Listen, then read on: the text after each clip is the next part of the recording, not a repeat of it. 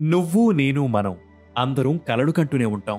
ఆ కలల్ని నిజం చేసుకోవడానికి ఉత్సాహంగా మొదటి అడుగు వేస్తాం. రెండో అడుగుకి దాని లోతు అర్థమవుతుంది.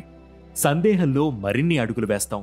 కష్టాలు ఎదురై నిన్ను భయపెడితే వెనక్కి రాలేక ముందుకి పోలేక ఉన్నచోటే ఉంటూ దిక్కులు చూస్తూ ఆగిపోయేవారు కొందరైతే, వాటిని ఫేస్ చేసే ధైర్యం లేక వెన్నుచూపి వెనక్కి పరిగెత్తేవారు ఇంకొందరు. అనుకున్నది సాధించలేకపోతున్నామనే బాధతో డిప్రెషన్లోకి వెళ్ళిపోయిన వారిని మనం చూస్తూనే ఉంటాం. అలాంటి టైంలో మనందరికీ కావాల్సింది మనల్ని నడిపించే ఒకే ఒక్క స్ఫూర్తి. నేనిప్పుడు చెప్పబోయే కథ అలాంటి ఒక స్ఫూర్తి నింపే కథే. ఆ వ్యక్తి తన 8 ఏళ్ల వయసుకే హద్దులు లేని ఓ పెద్ద కల కన్నాడు. ప్రపంచమంతా తన గురించి మాట్లాడుకోవాలనే కల, మన చరిత్రలో తనకంటూ ఓ పేజీ ఉండాలనే కల. అహర్నిశలు రాత్రింపవళ్లు ఆ కలని నిజం చేసుకునేందుకు అడుగులు వేస్తూనే ఉన్నాడు.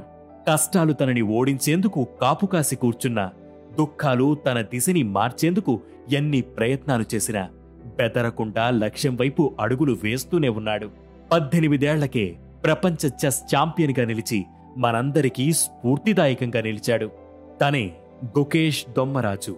తన జీవితం మనందరికీ ఎంతో ఆదర్శం. ఎందుకంటే తాను కూడా మనందరిలాగే ఒక డిఫరెంట్ కెరీర్ పాత్ని చూస్ చేసుకున్నాడు.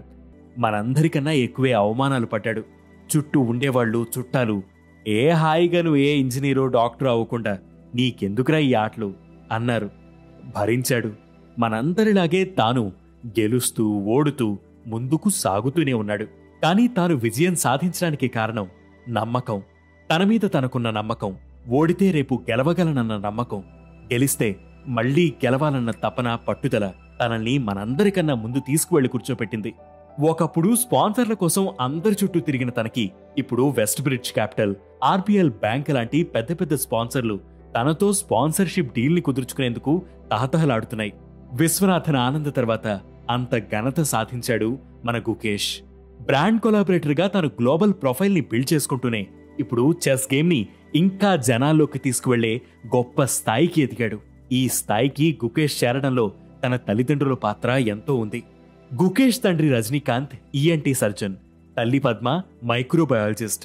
తండ్రి రజనీకాంత్ గుకేష్ వెంటే ఎప్పుడూ ఉండేవాడు. గుకేష్ కెరీర్ కోసం 6 ఏళ్ల క్రితం తన తండ్రి ప్రాక్టీస్ని కూడా వదిలేశారు. వెన్నంటే ఉంటూ విజయం వైపు తనని నడిపించారు. తన లైఫ్ స్టోరీ మనందరికీ 2 విషయాలను నేర్పిస్తోంది.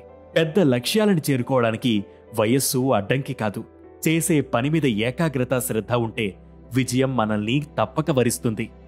సో గుకేష్ని ఎగ్జాంపుల్గా తీసుకుని తన స్ఫూర్తితో మనం ఇంకా వేగంగా ముందడుగు వేసుకుంటూ వెళ్ళిపోతాం.